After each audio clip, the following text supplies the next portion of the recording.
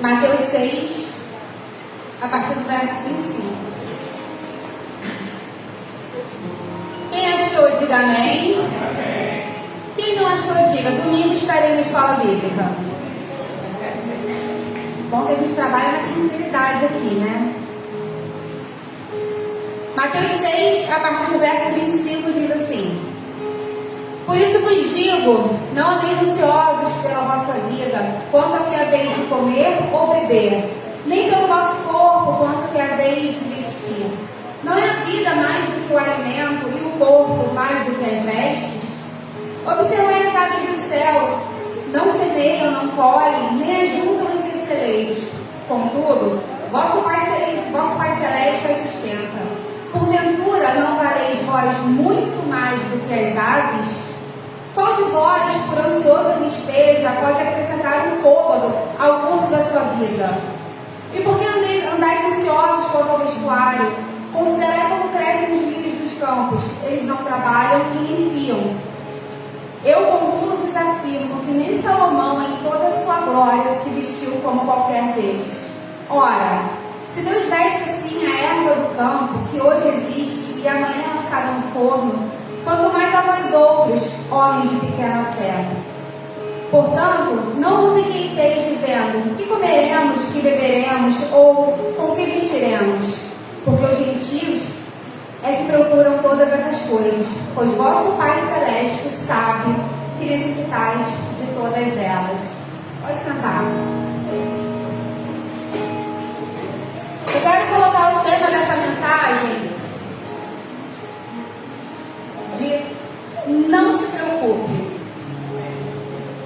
Parece uma frase tão boba, a gente ouve constantemente quando a gente está nervoso. Sempre alguém vira para a gente e fala: não se preocupa, vai dar tudo certo. Não se preocupe, Deus está no controle. É uma frase que a gente ouve constantemente. Mas eu quero, de fato, te convidar nessa noite a não se preocupar. Não se preocupar com absolutamente nada que você deixou lá fora. Não se preocupar com nenhum dos seus problemas. Não se preocupar com nenhum dos seus boletos. Não se preocupar que o final do mês está chegando. Eu, de fato, quero te convidar a não se preocupar essa noite. Queria que você virasse para o seu irmão e olhasse no olho dele.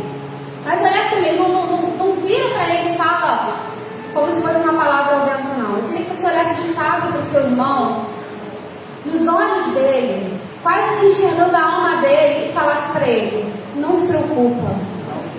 Mas fala como se a vida dele precisasse dessa frase hoje. Vira para ele e fala: não se preocupe. Esse texto que a gente acabou de ler faz parte de um dos discursos de Jesus, conhecido como Sermão do Monte. Começa lá em Mateus 5 e vai se estendendo, 5, 6. O Sermão do Monte, ele vai contemplar toda uma conduta que nós cristãos devemos ter de acordo com a vontade de Deus. Então, o Sermão do Monte, é ali no Sermão do Monte que Jesus vai dizer qual e como deve ser a nossa conduta como cristãos que somos. Esse sermão aconteceu ali na beira, né? Ali às margens do mar da Galileia, num monte chamado Monte das Beatitudes, ou Monte das Bem-aventuranças. Existe até hoje, lá em Jerusalém, lá em Israel. Fica próximo de Cafarnaum. E toda vez que eu leio esse texto, e olha que eu leio muito esse texto, eu me pergunto por que ainda existe tantas pessoas ansiosas. Eu me pergunto por que ainda existe tantas pessoas que não conseguem sequer ter uma noite de sono tranquila. Eu não estou dizendo de, hoje eu perdi o sono. Não. Eu estou dizendo pessoas que fazem anos que não conseguem ter uma noite de sono tranquila. Eu estou falando de pessoas que faz muito tempo que não conseguem ter um minuto de paz e calmaria, em desfrutar da sua vida, em desfrutar da companhia da sua família.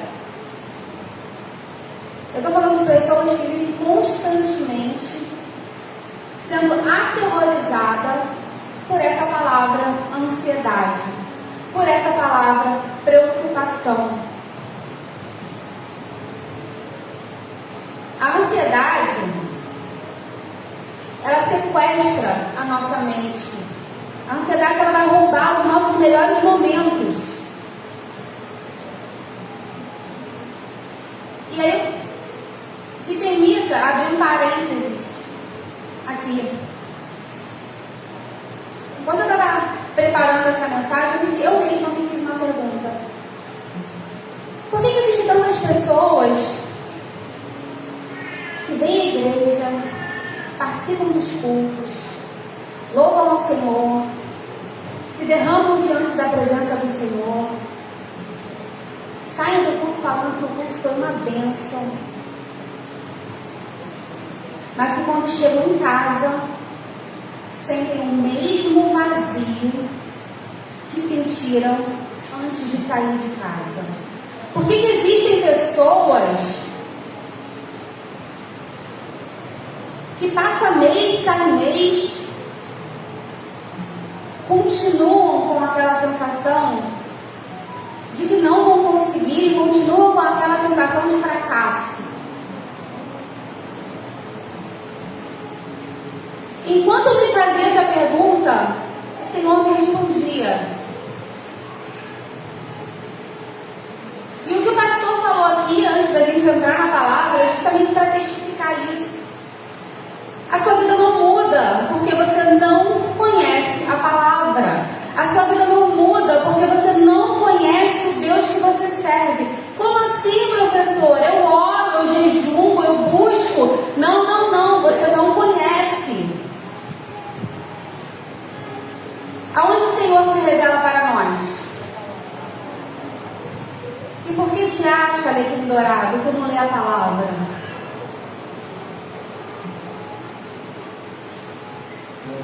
E por que, atribulado, tu fica rodando de igreja em igreja, esperando Deus falar, quando Ele está falando aqui, ó?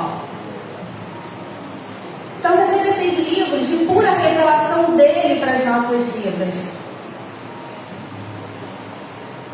É por isso que a gente vê tanto crente na igreja problemático. É por isso que a gente vê tanto crente na igreja sem conseguir ter uma noite de sono. Lá em João 8:31 e 32, Jesus disse: vocês são verdadeiramente meus discípulos se permanecerem fiéis aos meus mandamentos ou aos meus ensinamentos. Ora, e aonde está os mandamentos e os ensinamentos do Senhor? Na palavra. Mas você prefere ter pastor de YouTube, né? Pastor coach? Está falando um monte de coisa para amaciar o seu ego, para acariciar o seu eu. Sabe que quando tu fecha o computador, você continua sentindo vazio, continua sem conseguir dormir e continua desesperado sobre o seu amanhã. Jesus continua: então conhecerão a verdade e a verdade vos conhecerão a verdade vos. O convite que o pastor fez a toda a igreja, eu amplio. A verdade que vai te libertar está aqui. A verdade que vai te levar para o caminho da salvação está aqui. A verdade que vai trazer tranquilidade, serenidade à sua vida está aqui. Eu não estou falando que a situação da sua casa vai mudar. A situação não vai mudar. O que vai mudar quando você conhecer a palavra é a sua percepção diante dos acontecimentos.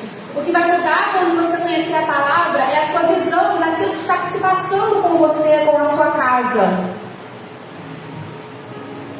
Estou fechando parênteses agora e eu entro na mensagem. Eu quero destrinchar com vocês esse texto. Verso 25 diz o seguinte: por isso vos digo, não andeis ansiosos pela vossa vida, quanto que é a vez de comer ou beber, nem pelo vosso corpo, quanto que é a vez de vestir. E aí, para falar de ansiedade, eu fui pesquisar o que é ansiedade. Muito se fala disso, mas eu queria saber na teoria o que é ansiedade. E a descrição que eu encontrei foi o seguinte: ansiedade é uma preocupação intensa, excessiva e persistente e medo de situações cotidianas.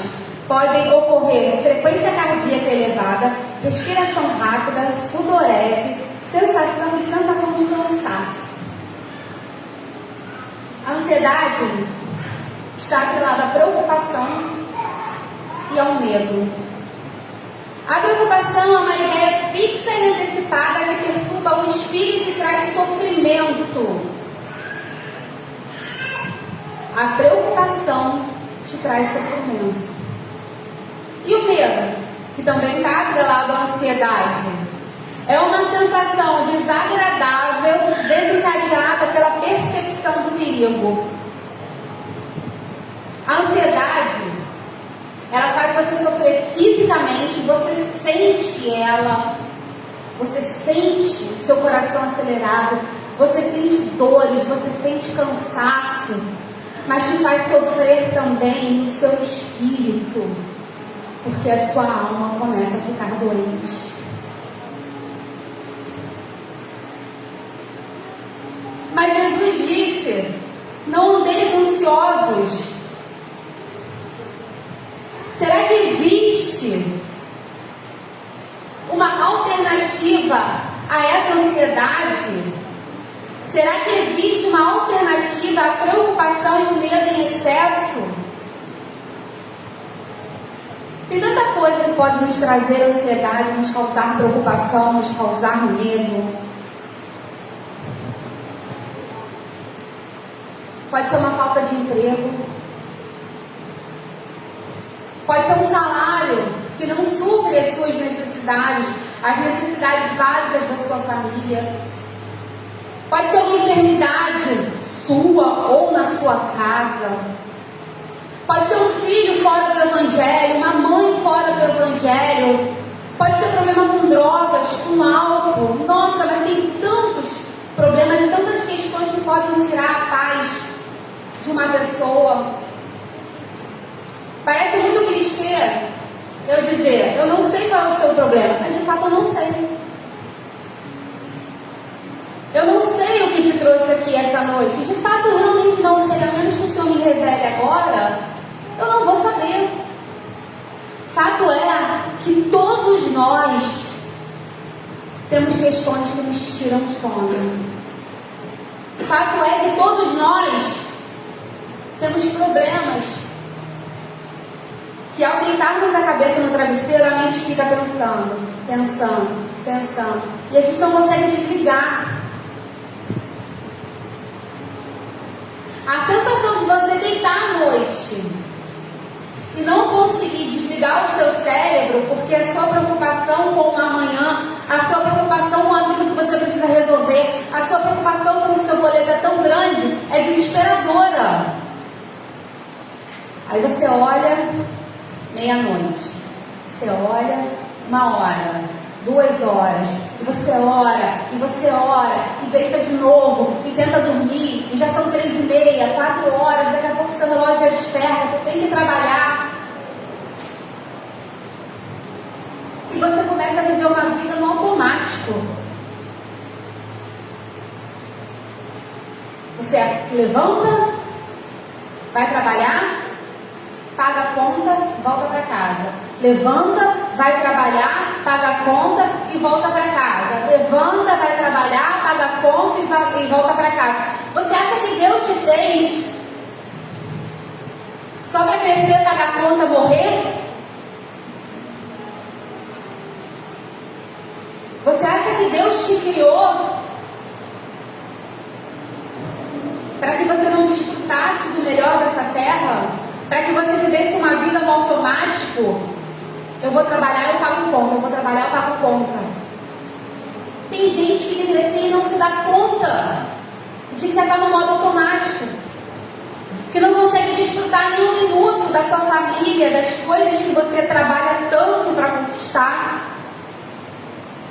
porque a ansiedade e a preocupação em excesso e o medo do que pode acontecer amanhã sequestrou a sua mente.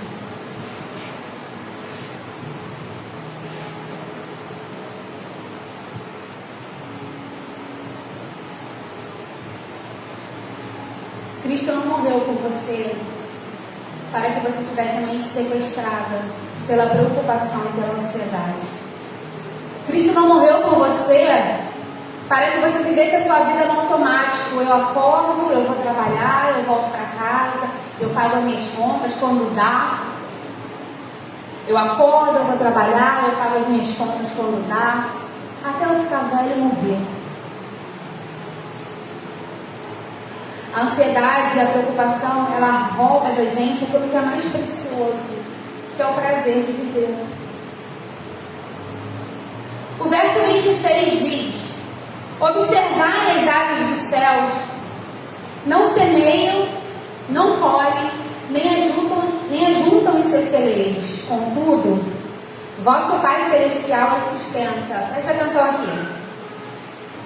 Jesus juntou uma multidão às margens ali do Mar da Galileia, ou Lago de Genezaré. No meio dessa multidão também estavam seus discípulos. E aí ele começou a proferir o seu discurso. Eu consigo imaginar Jesus no local um pouco mais alto, falando à multidão. E aí quando ele vai falar, observe as aves do céu, eu imagino Jesus ali, de frente para o Mar da Galileia, olhando para o horizonte e vendo uma revoada de pássaros. Eu imagino Jesus pensando: meu Deus, como são todos se preocupando com coisas que não valem a pena. Eu imagino Jesus olhando os pássaros e falando com o Pai: Pai, o Senhor cuida de uma forma tão linda dos pássaros. Por que esses seus filhos acreditam que o Senhor não cuidará deles? E aí ele diz para a multidão: olha, os pássaros, as aves do céu, elas não plantam, elas não acordam cedo, vão trabalhar, voltam para casa, pagam conta, acordam cedo, vão trabalhar, voltam para casa, pagam conta. Eles não ajuntam mantimentos em seus celeiros, eles sequer têm celeiros. Mas o vosso Pai que está no céu as sustentam. Amém. Ele estava falando isso para um grupo de pessoas que muito provavelmente, vez ou outra, deixavam com que a ansiedade entrasse no coração. Ele estava falando isso para um grupo de pessoas que largaram tudo para seguir Jesus. No meio daquela multidão havia os discípulos, e os discípulos largaram tudo para seguir a Jesus. Se hoje Jesus te pedisse: ei, larga tudo, larga trabalho, larga família, larga tudo e vem, o que você responderia a ele?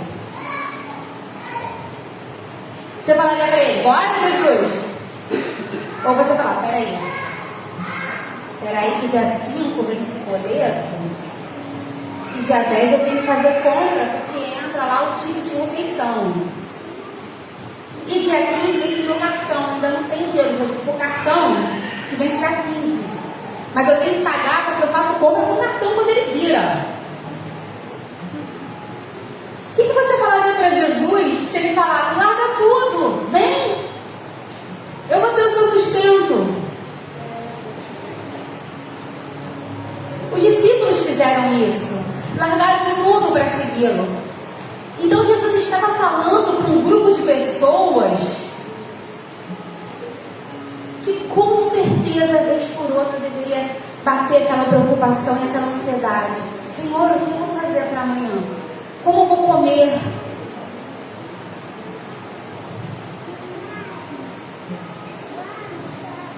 Imagino Jesus apontando para os pássaros e falando para aquela multidão: vocês acham que eles estão preocupados? Vocês acham que a ansiedade sequestra a mente deles? Por mais que eles não ajuntem riquezas, por mais que eles não plantem, por mais que eles não colham. E aí ele pergunta para aquela multidão: porventura vocês não valem mais do que as aves? Porventura vocês se sentem menores do que esses pássaros? Jesus está dizendo para você essa noite: eu sustento as aves dos céus. Por que você acha que você tem menos valor do que elas? Por que você acha que eu não vou te sustentar da forma que eu sustento as aves? Glória. Nós temos uma incrível incapacidade de compreender o amor de Deus e o cuidado dele. Nós temos uma incrível capacidade de nos colocarmos lá no chão quando se trata do amor de Deus. A gente fala tanto do amor de Deus, a gente canta tanto, Deus me ama, mas quando se trata de nós mesmos, nós temos uma incrível capacidade de não confiar 100% nesse amor. E Jesus falava para a multidão: vocês não valem mais do que as aves? Você não vale mais do que os pássaros? Você acha mesmo que Cristo morreu por alguém que vale menos do que os pássaros no céu? Você acha mesmo que Cristo morreu por alguém que é insignificante para Ele? Quando a gente fala, quando a palavra fala, Cristo morreu por você, é porque nem eu nem você conseguiríamos, com palavras humanas, mensurar o tamanho desse amor. Quer ver uma coisa? Pergunta para o seu irmão do lado aí: tu morreria por mim hoje à noite? O pastor olhou para a pastora de um jeito. Vocês tinham que ver isso. Ele só fez assim, ó. Ela respondeu, pastor? Não, né? Deixa pra lá isso. Vou mudar a pergunta, tá? Deixa pra lá. Teu irmão respondeu o quê? Ele respondeu que morreria por você? Ele riu, né? É porque não vai morrer. Não vai. Se tua vida depender do teu irmão do lado, desculpa, mas quem vai morrer é você. Com certeza. Aí, mulher atribulada. Jesus. Se tua vida depender do irmão que está do teu lado, tu vai morrer hoje. Porque ele não vai morrer por você. Jesus não. Ele sem pensar se entregou à morte de cruz. Ele sem pensar carregou sobre si os seus pecados. Ele sem pensar carregou sobre si as suas assolações, as suas enfermidades. Ele sem pensar falou: eu te amo tanto que vale a pena morrer por você. E você está aí se achando menor que uma ave. E você está aí ansioso, pensando no boleto de amanhã, como a pastora Lúcia falou, todo preocupado, não se dando conta de que aquele que morreu por você quer cuidar totalmente de você. Só que você não deixa. Porque você se sente menos do que as aves dos céus.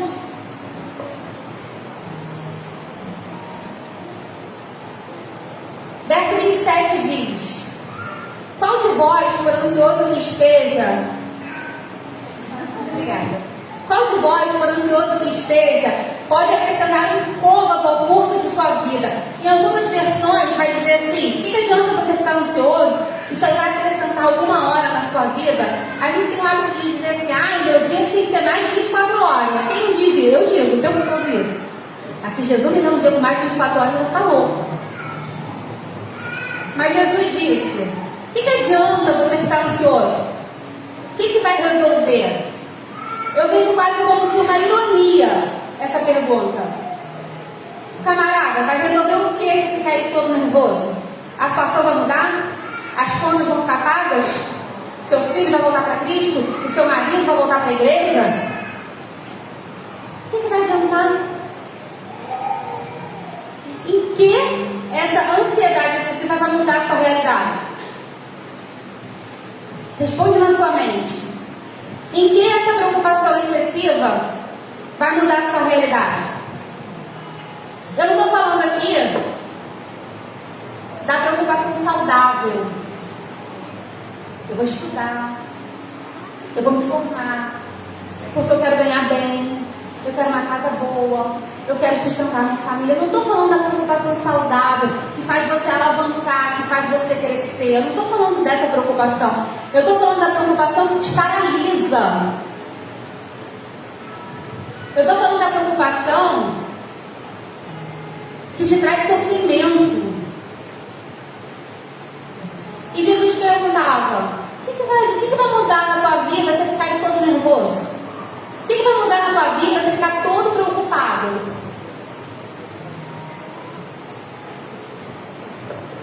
Verso 28 e 29. Acompanha na Bíblia. E por que andais ansiosos quanto ao vestuário? Considerai como crescem os lírios dos campos.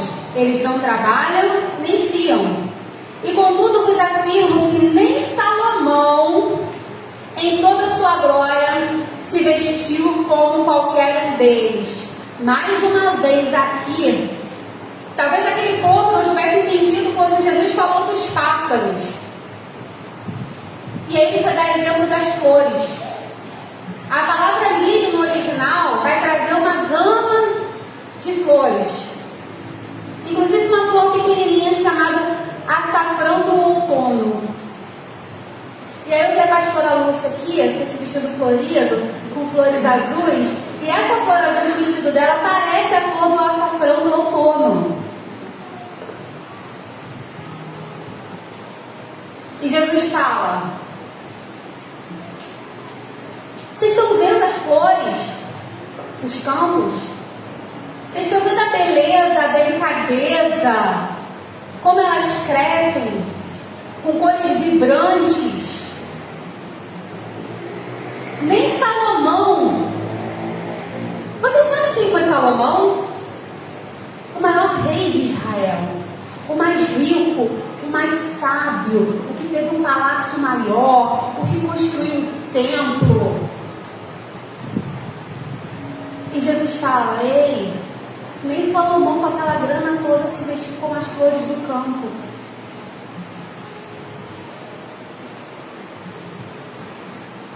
E quem sustenta e quem veste as flores ou os lírios do campo?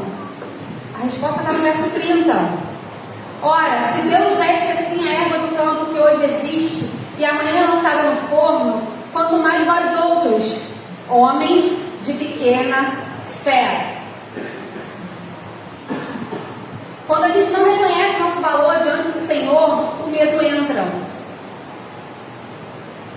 E o medo nada mais é do que a falta de confiança no Senhor e a falta de fé.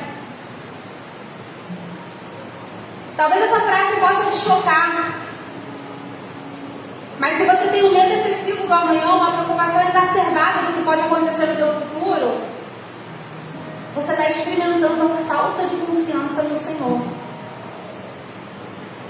Não adianta você cantar que confia no Senhor, não adianta você se derramar em lágrimas na presença dEle, se quando você sair daqui, chegar na sua casa e abrir a sua despensa,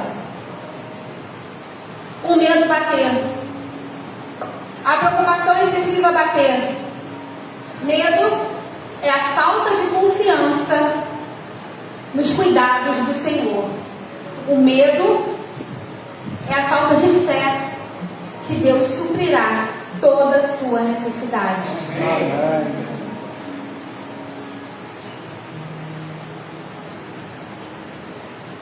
não entendo o meu valor diante do Senhor, o medo entra e eu perco a fé.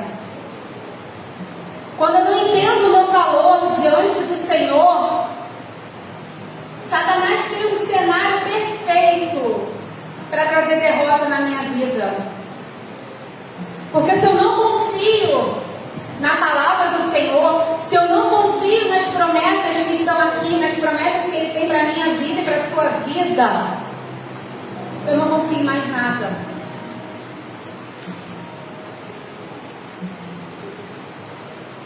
Tanto cristão por aí cabisbaixo, tanto cristão por aí com autoestima lá no chão, se sentindo insignificante, se sentindo incapaz, acreditando em falsas verdades. Eu não vou conseguir, eu não vou chegar lá, eu não sou ninguém.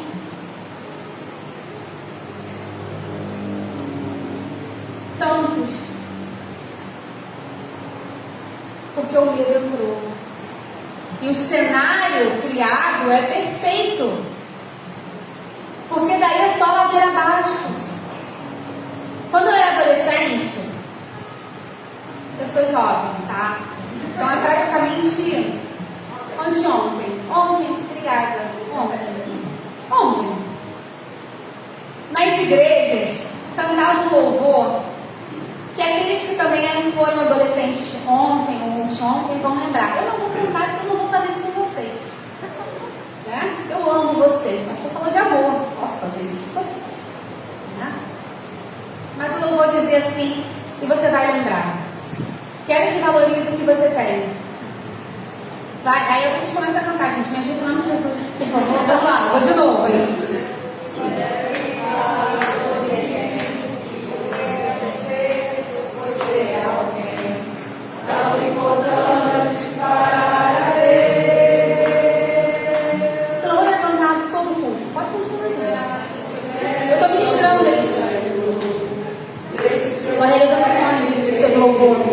Leva me coloca no grupo. Já pedi. Esse louvor era cantado direto. Todo culto. E aí os pastores falavam: dê as mãos, cante para o seu irmão. Tem muitos anos que eu não ouço. Tá bom, irmãos, obrigada. Tem muitos anos. A menina vai colocar esse louvor agora no. Tem muitos anos que eu não ouço esse louvor sendo cantado nas igrejas. E ele canta uma verdade. Quero que valorize o que você tem. Você é um ser, você é alguém tão importante para Deus. Nada de ficar sofrendo, lembra?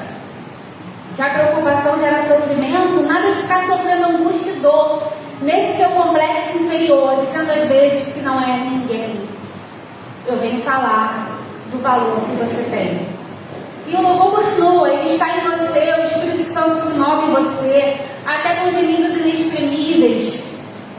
Daí você pode então perceber que para ele há algo importante em você. Se não houvesse, pode ter certeza que ele não teria morrido com uma morte tão sofrida, tão humilhante por você.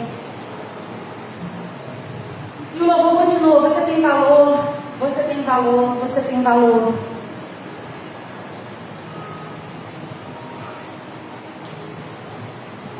Essa é uma verdade. Todas as vezes que você acorda de manhã, você deveria olhar no espelho e falar: eu tenho valor para o meu Senhor. Amém. Essa é uma verdade tão forte que todas as vezes, antes de você fazer qualquer coisa, você deveria abrir o olho e falar: eu tenho valor para o meu Senhor. Foi falado aqui, a palavra ela tem poder. Enquanto Satanás sopra, você não é ninguém, você não vai conseguir, você não vai chegar lá, você é um fracassado. Olha as coisas que você já fez, olha aonde você está, você é um lixo. O Senhor diz: você tem valor. E você deveria todos os dias abrir o olho e falar: eu tenho valor para o meu Senhor. Eu importantes para o meu Senhor. Glória. Quando a gente se encontra nesse cenário de falta de confiança, de fé abalada, é o momento que a gente tenta dar uma ajudinha para Deus. Ele me fez uma promessa, mas está demorando. Eu vou dar uma ajudinha para Deus. Quem lembra aqui de Abraão? Não, mas só isso, gente. Vocês estão pedindo mais para brincar mesmo. Quem lembra aqui de Abraão? Graças a Deus, você vai estar preocupado.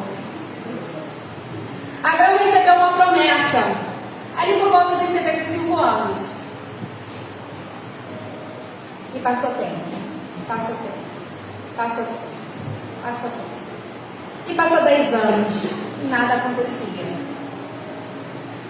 Abraão e Sara ali, muito preocupados com o que poderia acontecer, resolveram dar uma ajudinha para Deus.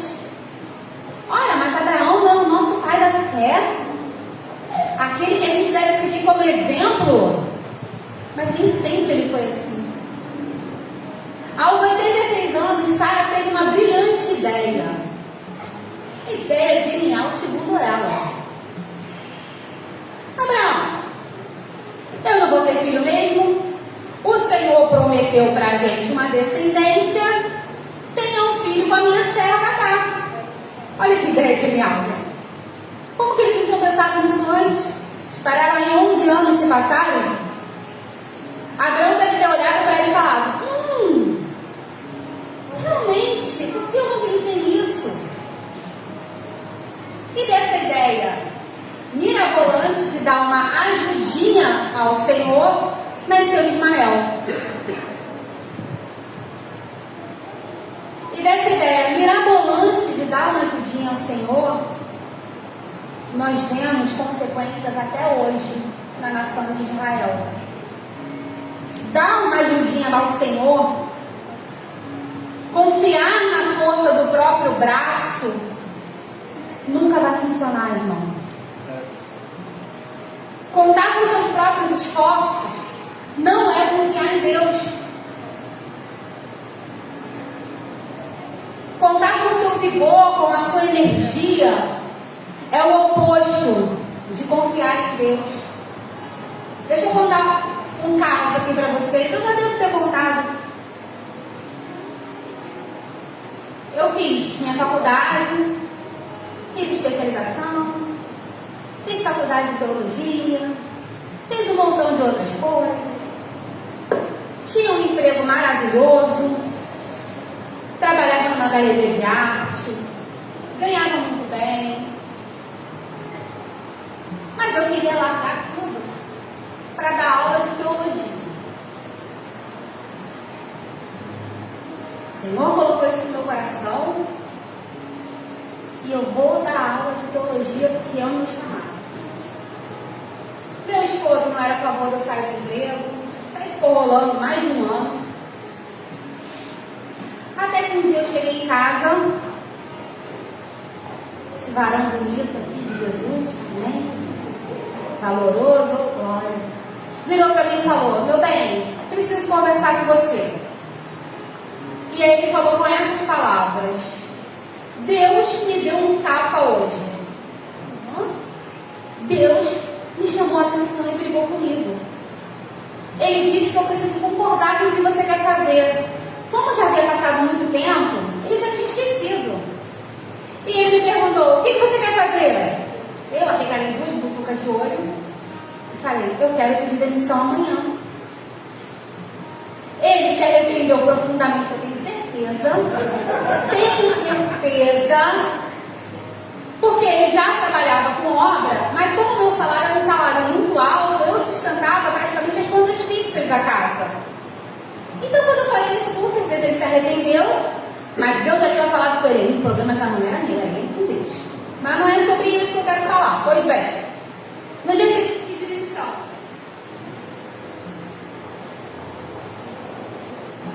No dia seguinte, eu pedi demissão do trabalho. E aí eu, que sou a louca das planilhas, fiz os meus cálculos. ganhar X. Na verdade, ao pedir demissão, a minha empresa não aceitou e falou: Vanessa, você é uma funcionária excelente, nós vamos te demitir para que você tenha todos os seus direitos. Falei: nossa, Deus está no negócio mesmo, eu ia pedir demissão, ia sair sem nada, ó, isso é a prova de que Deus está no negócio. E fui eu para minhas planilhas dos meus cálculos. Vou ganhar tantos meses de seguro-desemprego, no valor X, vou me manter durante esses meses todos pagando as contas com esse seguro-desemprego. O que eu vou ganhar de rescisão, que é um valor muito alto, eu vou guardar e, segundo os meus cálculos, eu conseguiria aí continuar dando com as despesas da casa em torno de um ano e meio. Falta aí. 3 dias depois, eu fui lá na Caixa Econômica e retirei a minha rescisão, a FGTS. 3 dias depois, eu já não tinha um centavo. Não, pastor. Vanessa, o que aconteceu com esse dinheiro? Eu não sei. Vanessa, para onde foi esse dinheiro todo? Eu não sei. Apareceu uma conta ali, uma conta lá, um negócio aqui. E eu fui pagando 3 dias depois, eu não tinha um centavo. E aí eu pensei, todo dia eu ainda tenho aí 5, 6 meses de seguro-desemprego, tá tudo bem. Semana seguinte fui lá no Ministério do Trabalho, toda. Então eu vim dar entrada aqui, tá? No meu auxílio-desemprego. O camarada olhou pro papel, olhou pra minha cara, olhou pro papel, olhou pra minha cara e falou: tu não tem direito. Aí eu falei: tu não tem direito, filha, tu tem CNPJ no teu nome, tu tem empresa, tu não tem direito não. Próximo, por favor. Eu lembrei de um isolado da vida. Saí de lá, peguei meus papéis, eu estava com uma pasta cheia de papel, entrei no carro, bati no volante e falei: tá vendo, Deus? Você falou para eu sair. Você falou que me sustentaria. Mas não falei isso não, né? Eu já falei berrando no carro. Se alguém passou, já viu minha louca. E chorando desesperadamente. E questionando a Deus. Porque Ele havia falado para mim. Ele havia me dado uma promessa. E aí Deus virou para mim e falou: ué, eu falei mesmo. Mas você não está confiando em mim. Você está confiando na força do seu braço. Isso não é confiar em mim. Eu rapidamente catei um papel, sequei as lágrimas e fui para casa com esse tabete santo do Senhor em mim. Porque eu estava confiando em mim. Eu estava crendo naquilo que eu estava vendo, naquilo que era real. Eu estava, pastora Lúcia, igual lá está no Salmo 20, no verso 7, que diz: alguns confiam em cavalo. Eu estava confiando nas minhas próprias forças. Eu estava com as nações que o salmista diz que confiam em carros de guerra. Estava confiando em mim. E naquele dia o Senhor me deu uma lição e falou: isso não é confiar em mim. Eu vou fazer o que eu prometi, mas você vai ter que confiar em mim. E desde então nós temos confiado no Senhor todos os dias das nossas vidas.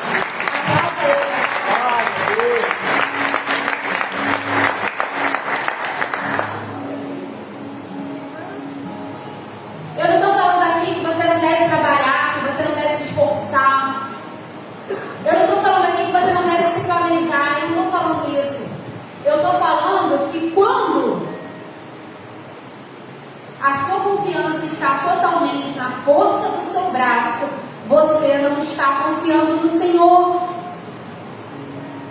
O salmista diz: alguns povos confiam em carros de guerra, outros em cavalos, mas nós confiamos no nome do nosso Deus.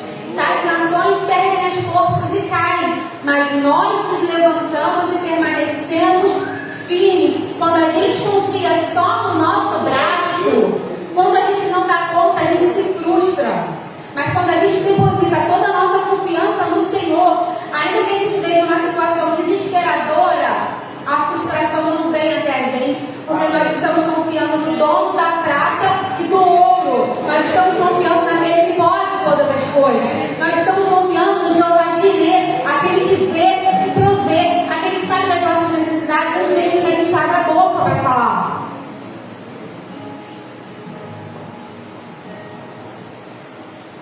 Eu no dia pensava, se eu me organizar vai dar tudo certo. Se eu me organizar direitinho, vai dar tudo bem. E aí Deus vem e mostra que não sou eu que faço. Deus vem e mostra que as coisas não vão funcionar do jeito que eu penso que vão funcionar. Talvez, se funcionasse do jeito que eu havia planejado, eu hoje não estaria aqui dizendo: eu confio 100% no Senhor. E que bom que não deu certo como eu planejei. E que bom que o meu dinheiro em 3 dias foi embora. E que bom que eu não tive direito ao seguro-desemprego. Que bom. Porque eu experimentei a boa, perfeita e agradável vontade de Deus. E tenho experimentado isso todos os dias da minha vida. E eu não estou dizendo que é fácil. Eu não estou dizendo que não tem luta. Eu não estou dizendo que o boleto meu não vence. Eu não estou dizendo nada disso. Eu estou dizendo que ainda que a luta venha, que ainda que o boleto vença, eu confio no Senhor. A minha confiança está nele. Verso 31 e 32 diz assim: portanto, não vos inquieteis dizendo que comeremos, que beberemos, ou com que vestiremos, porque os gentios é que procuram todas essas coisas. Mas vosso Pai Celeste sabe que necessitais de todas elas. Ou em outras traduções vai estar escrito: o Pai Celestial já sabe daquilo que vocês precisam. Um pouquinho antes, alguns versículos antes de Jesus ensinar a oração do Pai Nosso, ele vai dizer: pois seu Pai sabe exatamente do que vocês precisam antes mesmo de pedirem. Você acha que o Pai que sabe daquilo que você precisa, você acha que o Pai que sabe da sua necessidade vai deixar passar isso em branco? Vai deixar você passar por aflições e angústias? Não acha que Deus não se preocupa com você? Não acha que Deus não vê a sua necessidade? Não pensa que Ele não se importa? Não caia no ponto de que Deus está em silêncio para mim. Quem nunca falou? Deus não está falando comigo. Deus está em silêncio. Eu não ouço a voz dele me dando uma orientação. Eu não ouço a voz dele dizendo: ei, se acalma, se aquieta, vai dar tudo certo, porque ele está em silêncio. Deixa eu te falar uma coisa sobre o silêncio de Deus, e a gente já vai caminhar para encerrar. Os mais velhos, que eram adolescentes uma semana atrás, vão saber que as Bíblias antigas, entre Malaquias e Mateus, tinham 4 páginas em branco. Quem tem uma Bíblia assim, ou quem lembra disso? Por favor, levanta as mãos para mim. Para saber. Olha na mão. Por que tinha? As Bíblias mais novas já não tem, mas por que havia essas 4 páginas em branco? Silêncio. Silêncio de quem? Silêncio de Deus. Foi um período de aproximadamente 400 anos que não houve sequer um profeta na terra. Foi um período de 400 anos onde a voz de Deus se calou.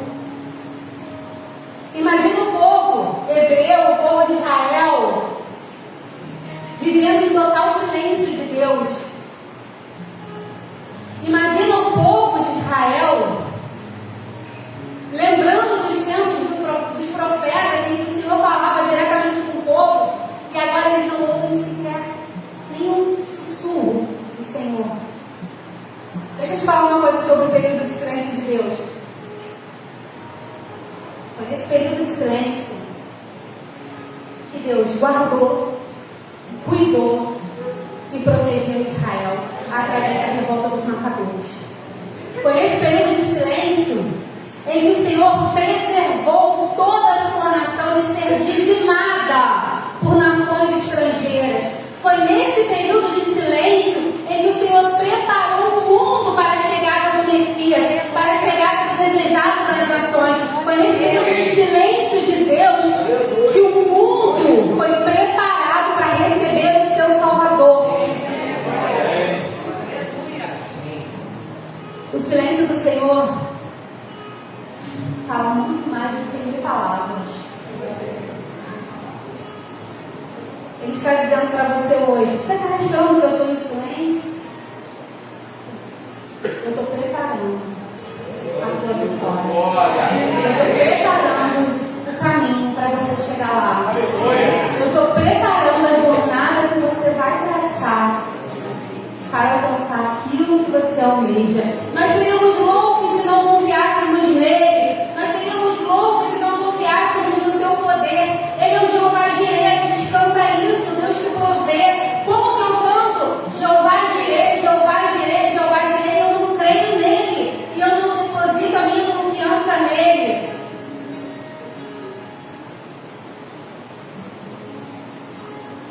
Descansa nele, queridos. Descansar é se livrar da preocupação, entrar no estado de serenidade e tranquilidade. Eu quero te convidar hoje a colocar todas as suas mazelas diante do Senhor. Eu quero te convidar hoje a abrir uma nova porta. A porta da prosperidade, a porta do emprego, a porta não. A porta da paz e do descanso. Eu não estou te dizendo que quando você sair daqui os seus problemas vão acabar. Eu estou te dizendo que se você depositar as suas angústias e as suas ansiedades nele, você vai encontrar uma paz que excede todo o entendimento. Existem 2 salmos que até não crente sabe. E o pastor brinca demais sobre isso. Salmo 91 diz o quê?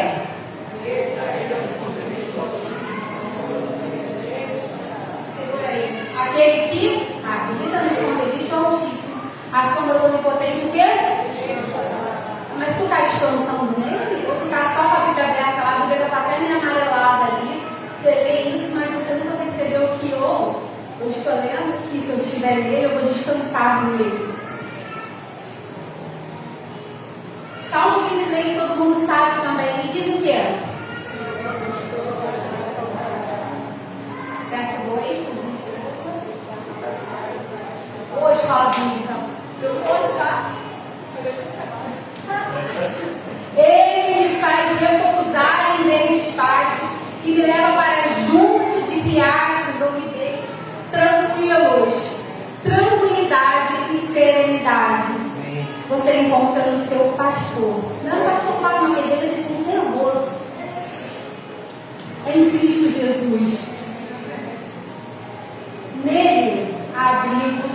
Nesse abrigo há descanso. E nesse local de descanso há tranquilidade e serenidade. Fique em pé.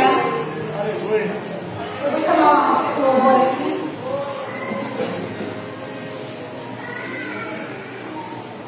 O diabo não quer que você receba essa verdade. O diabo não quer que você saia daqui hoje crendo 100% que o Senhor é aquele que supre todas as suas necessidades. O diabo não quer que você saia daqui hoje entendendo o seu valor diante do Senhor. O diabo não quer que você saia daqui hoje recebendo essa paz que excede todo o entendimento. O diabo não quer que você saia daqui hoje todas elas ao Senhor. Deixando para Ele: Senhor, para mim já deu. Senhor, a ansiedade tomou conta e para mim já deu. O diabo não quer que você tome posse dessa verdade, que Ele te dá a paz. Filipenses 4, versos 6 e 7 diz: não andeis ansiosos por coisa alguma, mas em tudo, pela oração e súplica e coração de graças, apresentem seus pedidos a Deus. E a paz de Deus, que excede todo o entendimento, guardará o coração e a mente de vocês em Cristo Jesus.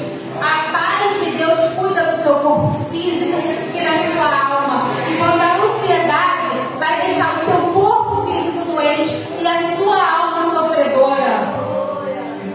O Pai não te criou para ser escravo da preocupação. Jesus não morreu por você para que você não reconheça o seu valor diante dele. O Pai quer que você saiba que Ele está cuidando de tudo. O Pai quer que você saiba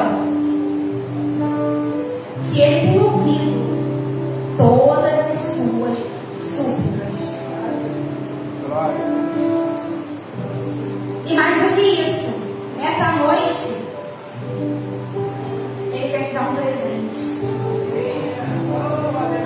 Se eu falasse para você assim: eu tenho um presente para você, vem aqui. Eu creio que você viria para ver que presente era esse que eu queria para te dar. Mas não sou eu que tenho um presente para você. O Senhor tem um presente para você essa noite. O Senhor tem um lugar de descanso para você essa noite.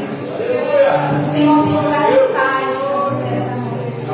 O Senhor tem um lugar de calmaria para você essa noite.